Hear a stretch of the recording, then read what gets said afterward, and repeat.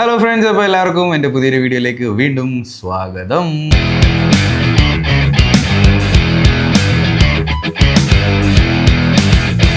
Nikon red, ഈ രണ്ട് ബ്രാൻഡുകൾ ഒരുമിച്ച് ചേർന്നിറങ്ങിയ ഏറ്റവും പുതിയ compact cinema camera, the new Nikon EZ-R.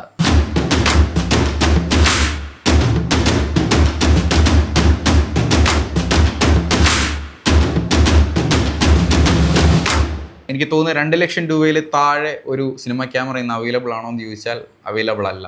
അങ്ങനെ ഇരിക്കുന്ന ഒരു മാർക്കറ്റിലേക്കാണ് നിക്കോൺ വെറും 1,69,000 രൂപയ്ക്ക് ഈ ഒരു ബോഡി ലോഞ്ച് ചെയ്തിരിക്കുന്നത്. 24.5 mega pixel full frame CMOS സെൻസറാണ് ഈ ക്യാമറയ്ക്കകത്ത് വരുന്നത്.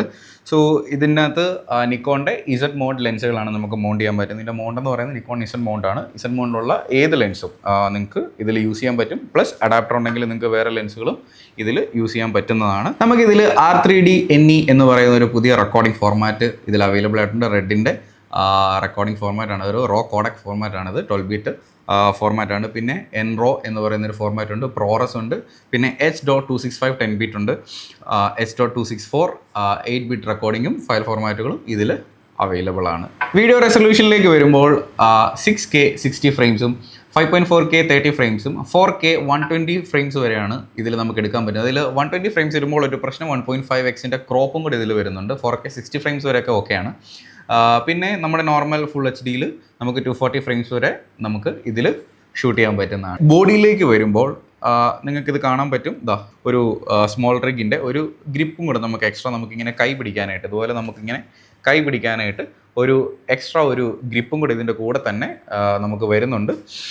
അതിടുമ്പോൾ തന്നെ അതിനകത്തൊരു ഗുണം എന്നാന്ന് വെച്ചാൽ നമുക്ക് വെർട്ടിക്കലി മൗണ്ട് ചെയ്യാനായിട്ട് ഇവിടെ ഒരു മൗണ്ടും കൂടെ വരുന്നുണ്ട്. അപ്പോൾ നമുക്ക് ക്യാമറ ഷൂട്ട് ചെയ്യുന്ന സമയത്ത് നമുക്ക് വെർട്ടിക്കലി ഇങ്ങനെ വെച്ചിട്ട് നമുക്ക് മൗണ്ട് ചെയ്തിട്ട് വീഡിയോ എടുക്കാൻ പറ്റും. അതാണ് ഇതിൻ്റെ ഒരു ബോഡിയുടെ ഒരു അഡ്വാൻറ്റേജ് എന്ന് പറയുന്നത്. പിന്നെ ഇതിന് 4 ഇഞ്ചിൻ്റെ ഒരു LCD സ്ക്രീനാണ്, വേരി ആംഗിൾ LCD സ്ക്രീനാണ് ഇതിന് വരുന്നത്. ഇതിൻ്റെ ഏറ്റവും വലിയൊരു അഡ്വാൻറ്റേജ് എന്ന് പറഞ്ഞാൽ 1000 നിറ്റ്സിൻ്റെ ബ്രൈറ്റ്നെസ് ആണ് ഈ സ്ക്രീനിൽ നിക്കോൺ കൊടുത്തിരിക്കുന്നത്. അപ്പോൾ നമ്മളൊരു ബ്രൈറ്റ് ഒരു ഔട്ട്ഡോർ ലൊക്കേഷനിലൊക്കെ നമ്മൾ വീഡിയോ എടുക്കുന്ന സമയത്ത് അത്യാവശ്യം ബ്രൈറ്റ് ആയിട്ടുള്ള നല്ലൊരു ഡിസ്പ്ലേ ആണ് കൊടുത്തിരിക്കുന്നത്. 4 ഇഞ്ച് ഡിസ്പ്ലേ എൻ്റെ ഈ ഒരു റേഞ്ചിലുള്ള ഒരു ക്യാമറയിലുണ്ടെന്ന് എനിക്ക് തോന്നുന്നില്ല, എൻ്റെ അറിവ് ശരിയാണെങ്കിൽ. അതുപോലെ ഒരു നല്ലൊരു 4 ഇഞ്ച് ഡിസ്പ്ലേയും നമുക്ക് ഇതിനകത്ത് നിക്കോൺ കൊടുത്തിട്ടുണ്ട്.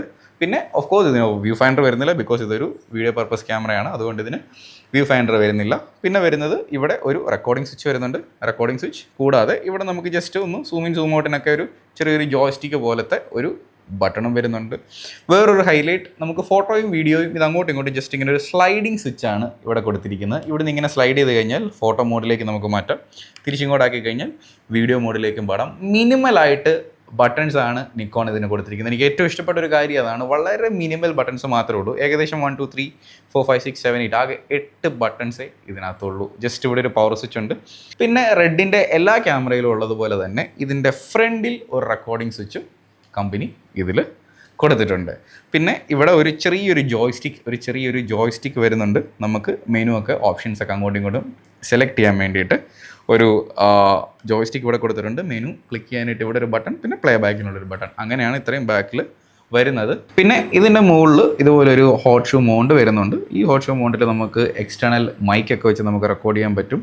എക്സ്റ്റേണൽ മൈക്ക് വെച്ചിട്ട് നമുക്ക് നിക്കോണിൻ്റെ മറ്റേ ഹോട്ട് ഷൂ മൈക്ക് ഉണ്ട്, അത് കണക്ട് ചെയ്തിട്ടാണല്ലോ നമുക്ക് വീഡിയോസ് എടുക്കാം. വേറെ ഏതെങ്കിലും നമുക്ക് കണക്ട് ചെയ്യണമെന്നുണ്ടെങ്കിൽ അതും അതിൻ്റെ മണ്ടയിൽ വെച്ച് നമുക്ക് വീഡിയോസ് എടുക്കാൻ പറ്റും. ഇതിൻ്റെ സൈഡിൽ മൈക്കിൻ്റെ പോർട്ട് വരുന്നുണ്ട്. പിന്നെ ഇവിടെ ഒരു HDMI പോർട്ടും USB പോർട്ടും ഇതിൻ്റെ സൈഡിൽ തന്നെയാണ് കമ്പനി കൊടുത്തേക്കുന്നത്. വളരെ ലൈറ്റ് വെയിറ്റ് ഒരു ബോഡിയാണ്. ഏകദേശം 630 ഗ്രാംസ് മാത്രമാണ് ഇതിന് വെയിറ്റ് വരുന്നത്. അതുകൊണ്ട് തന്നെ നമുക്ക് ഗിംബലിൽ എടുക്കാനും ഹാൻഡ് ഹെൽഡൊക്കെ ആയിട്ട് എടുക്കാനും വളരെ ഉപകാരമാണ് ഈ സാധനം. അതുപോലെ തന്നെ ഇതിനകത്തൊരു 5 ആക്സിസ് ഇമേജ് സ്റ്റെബിലൈസേഷൻ വരുന്നുണ്ട്. നമുക്ക് ഇതിങ്ങനെ ക്യാമറ എടുക്കുമ്പോൾ തന്നെ ആ ഒരു സെൻസറിൻ്റെ ഒരു സ്റ്റെബിലൈസേഷൻ നമുക്ക് കയ്യിലെടുക്കുമ്പോൾ അറിയാൻ പറ്റുന്നുണ്ട്.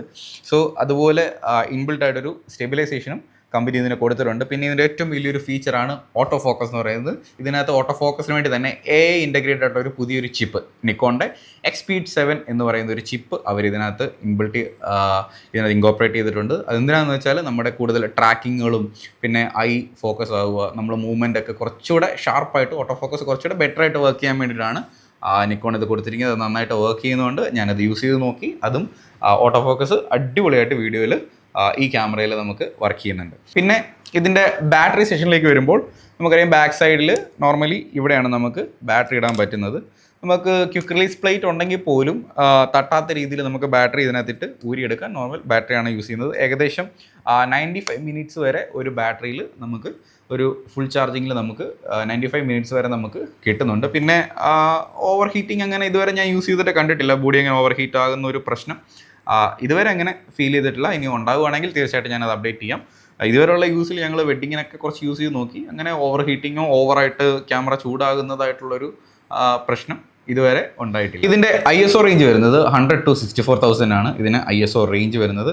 ഇതിന് മറ്റൊരു പ്രത്യേകത എന്ന് പറഞ്ഞാൽ ഇതിനകത്ത് ഇൻറ്റേർണൽ ഓഡിയോ റെക്കോർഡിംഗ് ആണ്. നമുക്ക് 32 ബിറ്റ് ഫ്ലോട്ട് ഓഡിയോ റെക്കോർഡിംഗ് ആണ് ഇതിനകത്ത് വരുന്നത്. നമ്മൾ ഇപ്പോൾ ചില സമയത്ത് ചില സമയത്ത് നമ്മളിപ്പോൾ ഔട്ട്ഡോർ എന്തെങ്കിലും എടുത്തുകൊണ്ടിരിക്കുമ്പോൾ ഒരു കൂടിയ സൗണ്ട് കയറി വരികയാണ്, നമ്മൾ ലെവൽ കുറയ്ക്കാൻ നമുക്ക് പറ്റിയില്ല എന്നുണ്ടെങ്കിൽ ഈ 32 ബിറ്റ് ഫ്ലോട്ട് ഓഡിയോ റെക്കോർഡിംഗ് ഉള്ളത് കൊണ്ട് തന്നെ നമുക്കത് കറക്റ്റായിട്ട് അതിൻ്റെ വോളിയം അഡ്ജസ്റ്റ് ചെയ്ത് കഴിഞ്ഞ് എഡിറ്റിങ്ങിൽ നമ്മൾ പോസ്റ്റ് പ്രൊഡക്ഷനിൽ നമുക്ക് അഡ്ജസ്റ്റ് ചെയ്ത് കഴിഞ്ഞാൽ ഓഡിയോ ജാർ ചെയ്യാതൊക്കെ നല്ല രീതിയിൽ നമുക്ക് ഓഡിയോ എഡിറ്റിങ്ങിൽ നമുക്ക് റെഡിയാക്കി എടുക്കാവുന്നതാണ്. ബോഡി പർച്ചേസ് ചെയ്യുന്ന കൂട്ടത്തിൽ ഈ ഒരു റിഗും അതോടൊപ്പം ഒരു കാർഡും നമുക്ക് ഇതിൻ്റെ കൂടെ തന്നെ വരുന്നുണ്ട്. അപ്പം ബേസിക്കലി നമ്മളൊരു ക്യാമറ പർച്ചേസ് ചെയ്യുമ്പോൾ നമുക്ക് ഇതിൻ്റെ ബോഡിയും മെമ്മറി കാർഡും ബാറ്ററി പ്ലസ് ഈ ഒരു റിഗും നമുക്ക് ഇതിൻ്റെ കൂടെ തന്നെ കിട്ടുന്നതാണ്. വീഡിയോഗ്രാഫി പർപ്പസിന് വേണ്ടിയിട്ട് ശരിക്കും പറഞ്ഞാൽ വെഡ്ഡിങ് വീഡിയോഗ്രാഫിക്കൊക്കെ ഇത് അടിപൊളിയാണ്, നന്നായിട്ടുണ്ട്. പിന്നെ ലോഗൊക്കെ എടുക്കുമ്പോൾ ഒരു ഇതെന്ന് വെച്ചാൽ നമ്മൾ അതുപോലെ നല്ല രീതിയിൽ കളർ ഗ്രേഡ് ചെയ്തെടുക്കേണ്ടതാണ്. അല്ലെങ്കിൽ ചിലപ്പോൾ നമ്മൾ ടോണൊക്കെ നമുക്ക് ഇഷ്ടമുള്ള രീതിയിൽ ഇതിനെ സെറ്റ് ചെയ്തെടുക്കാൻ പറ്റുന്നുണ്ട്. നല്ല റിസൾട്ടാണ് കിട്ടുന്നത്. ഇതിൻ്റെ വീഡിയോ ഔട്ട്പുട്ട് എനിക്ക് തോന്നുന്നു ആദ്യം നമ്മുടെ അർജുൻ ബ്രോ പുള്ളിയുടെ ഇൻസ്റ്റാഗ്രാം പേജിൽ ഓൾറെഡി ഇതിനെപ്പറ്റി പുള്ളി വെഡ്ഡിങ്ങിന് എടുത്തിട്ട് ഓൾറെഡി ഇതിട്ടിട്ടുണ്ട്. ഞാനൊക്കെ അത് കണ്ട് ഇൻസ്പയർഡ് ആയിട്ടാണ് പോയിട്ട് ഈ ക്യാമറ നോക്കിയത്. അത്യാവശ്യം നല്ല രീതിയിൽ തന്നെ നമുക്ക് ഔട്ട്പുട്ട് കിട്ടുന്നുണ്ട്. പിന്നെ ഫോട്ടോഗ്രാഫി പർപ്പസ് പറയുവാണെങ്കിൽ ഫോട്ടോഗ്രാഫിക്ക് ഓക്കെയാണ്. കുറച്ചുകൂടെ ഇത് വീഡിയോയ്ക്ക് മാത്രം ഉപയോഗിക്കാൻ പറ്റിയ ഒരു ക്യാമറ എന്ന് ഞാൻ പറയുന്നില്ല, ഫോട്ടോഗ്രാഫിക്ക് നമുക്ക് ഉപയോഗിക്കാം, പ്രശ്നങ്ങളൊന്നുമില്ല.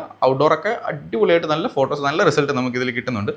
പിന്നെ എനിക്ക് തോന്നിയ വേറൊരു പ്രശ്നം എന്ന് പറയുന്നത് നമ്മൾ ഇൻഡോർ നമ്മൾ ഫ്ലാഷ് ഒക്കെ വെച്ചെടുക്കുന്ന സമയത്ത് നമുക്ക് ഷട്ടർ സ്പീഡ് ഒരു 180 മുകളിലൊക്കെ പോകുമ്പോൾ നമുക്ക് ഹാഫ് ഷട്ടറായി പോകുന്നൊരു പ്രശ്നമുണ്ട്. അതായത് പകുതി ബ്ലാക്കായി പോകുന്നൊരു പ്രശ്നം വരുന്നുണ്ട്. അത് ഇനി ഞാൻ സെറ്റ് ചെയ്തതിൻ്റെ ആണെന്ന് എനിക്കറിയില്ല, എൻ്റെ ഒരു അറിവ് വെച്ച് അതങ്ങനെയാണ് അത് വന്നേക്കുന്നത്. എനിക്ക് ഫേസ് ചെയ്ത ഏക ഒരു ഡിഫിക്കൽട്ട് ഒരു സിറ്റുവേഷൻ എന്ന് പറയുന്നത് ഈ ക്യാമറ വെച്ചുള്ള പ്രശ്നം അത് തന്നെയാണ്. പിന്നെ മോസ്റ്റ്ലി ഔട്ട്ഡോറും ബാക്കിയുള്ള കാര്യങ്ങൾക്കെല്ലാം ഓക്കെ ആയിരുന്നു. പിന്നെ ഈ ക്യാമറ ഷോർട്ട് ഫിലിം എടുക്കുന്നവർക്ക് വലിയ ബഡ്ജറ്റൊന്നുമില്ല, അല്ലെങ്കിൽ വലിയ ക്യാമറയിലേക്ക് ഇൻവെസ്റ്റ് ചെയ്യാനില്ല, പക്ഷേ സിനിമാറ്റോഗ്രാഫി ആഗ്രഹമുണ്ട്, എടുത്ത് പഠിക്കണം, വീഡിയോസൊക്കെ എടുത്ത് പഠിക്കണം എന്നുള്ളവർക്ക് ഏറ്റവും അടിപൊളിയായിട്ടുള്ളൊരു ക്യാമറയാണ് ഈ ZR എന്ന് പറയുന്നത്. കാര്യം ഒരു സിനിമ ക്യാമറ ഈ ഒരു റേറ്റിന് വളരെ അടിപൊളി ഔട്ട്പുട്ട് കിട്ടുന്ന ഒരു ക്യാമറ. ഇത് നല്ലൊരു ചോയ്സ് ആണെന്നാണ് ഞാൻ പറയുന്നത്. സോണിയുടെ FX3 വെച്ച് നോക്കുമ്പം ഇത് ഫാർ ബെറ്റർ ആണ്. ഞാൻ ഒരിക്കലും ഒരു സോണി വിരോധിയല്ല. ഇതിൻ്റെ താഴെ വന്ന സോണി അന്തം ഫാൻസ് വന്ന് എന്നെ കമൻറ്റ് ഇട്ട് പൊങ്കാലയിടരുത്, ഞാൻ അങ്ങനെയല്ല ഉദ്ദേശിച്ചത്. സോണിയുടെ FX3 നിങ്ങൾക്കറിയാം കുറേ അപ്ഡേഷൻസ് വന്നിട്ടില്ല, ഇപ്പോഴും ആ പഴയ ഒരു ഇതിൽ തന്നെയാണ് നിൽക്കുന്നത്. അത് വെച്ച് നോക്കുമ്പം ഇത് കുറച്ചുകൂടെ ഫാർ ബെറ്റർ ആണ്, നല്ല ഔട്ട്പുട്ട് കിട്ടുന്നുണ്ട്. ഈ ഒരു പ്രൈസ് റേഞ്ചിന് ഒരു 1.69 അല്ലെങ്കിൽ 1.7 lakhs ഏകദേശം ആ ഒരു പ്രൈസിനാണ് നമുക്കിത് കിട്ടുന്നത്. ആ ഒരു പ്രൈസ് റേഞ്ചിന് വളരെ വേർത്താണ്. ഇതിൻ്റെ മെമ്മറി കാർഡ് വരുമ്പോൾ നമുക്ക് CF എക്സ്പ്രസ് കാർഡാണ് വരുന്നത്. നമുക്ക് ബാറ്ററിയുടെ തൊട്ട് സൈഡിൽ തന്നെയാണ് അതിൻ്റെ സ്ലോട്ട് വരുന്നത്. അഡീഷണലി നമുക്കൊരു മൈക്രോ SD കാർഡും കൂടെ ഇതിൽ യൂസ് ചെയ്യാൻ പറ്റും. നമ്മുടെ ഫോണിലൊക്കെ വന്നുകൊണ്ടിരുന്ന ചെറിയ memory card type micro SD memory കാർഡും നമുക്കിതിലും പെട്ടെന്ന് നിങ്ങൾക്ക് ഒരു റീൽസൊക്കെ എടുക്കണമല്ലോ, അങ്ങനെ ഒരു ഓപ്ഷനും കൂടെ കമ്പനി ഇതിൽ പ്രൊവൈഡ് ചെയ്തിട്ടുണ്ട്, വിച്ച് ഈസ് ഗുഡ്. അതാണ് ഇതിൻ്റെ മെമ്മറി കാർഡിനെ പറ്റി പറയുമ്പോൾ. CF എക്സ്പ്രസ് കാർഡ് ഓൾറെഡി ഞാൻ പറഞ്ഞു. നമ്മൾ ഇത് ബോഡി പർച്ചേസ് ചെയ്യുന്ന കൂട്ടത്തിൽ കമ്പനി ഒരു കാർഡ് അതിൻ്റെ കൂടെ തന്നെ തരുന്നതാണ്. അപ്പോൾ നമുക്ക് അഡീഷണലി പർച്ചേസ് ചെയ്യേണ്ടി വരുന്നില്ല. എനിക്കൊന്ന് 160 GB എന്തോ ഒരു കാർഡാണ് ഇതിൻ്റെ കൂടെ വരുന്നത്. നിങ്ങളിപ്പോൾ കണ്ടുകൊണ്ടിരിക്കുന്ന ഈ ഔട്ട്പുട്ട് നിക്കോണിൻ്റെ ZR-ൽ ഷൂട്ട് ചെയ്തതാണ്. ഇതാണ് ഇതിൻ്റെ ഒരു ഇൻഡോറിൽ ഒരു നോർമൽ ലൈറ്റിംഗ് സെറ്റപ്പിലുള്ള ഔട്ട്പുട്ട് എന്ന് പറയുന്നത്. അപ്പോൾ ഇതൊക്കെയാണ് ZR-ൻ്റെ വിശേഷങ്ങൾ. സോ ഇതിൻ്റെ കൂടുതൽ വീഡിയോസ് അപ്ഡേറ്റുകൾ ഞാൻ പുറകെ വീഡിയോസായിട്ട് ചെയ്യുന്നതായിരിക്കും.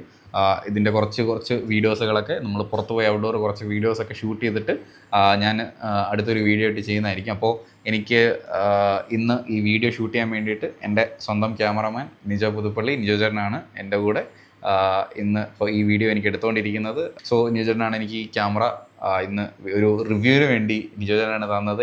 എനിക്ക് തോന്നുന്നു കോട്ടയത്തെ 3ാമത്തെ ക്യാമറയാണിത്. കോട്ടയത്ത് ആദ്യത്തെ ക്യാമറ എടുത്തേക്കുന്നത് നമ്മുടെ അർജുൻ ബ്രോ ആണ്, മറ്റേ 2 Star Lights-ൻ്റെ ഓണർ അർജുൻ ബ്രോ ആണ് അതെടുത്തേക്കുന്നത്. ഇത് 3ാമത്തെ ക്യാമറയാണ് കോട്ടയത്തെ. സോ ന്യൂജറിനും പ്രത്യേകം താങ്ക്സ് ഞാൻ പറയുന്നു. അപ്പോൾ എല്ലാവർക്കും ഈ വീഡിയോ ഇഷ്ടപ്പെട്ടെന്ന് വിചാരിക്കുന്നു. കൂടുതൽ വീഡിയോ ആയിട്ട് നമുക്ക് വീണ്ടും കാണാം. അതുവരെ ബൈ.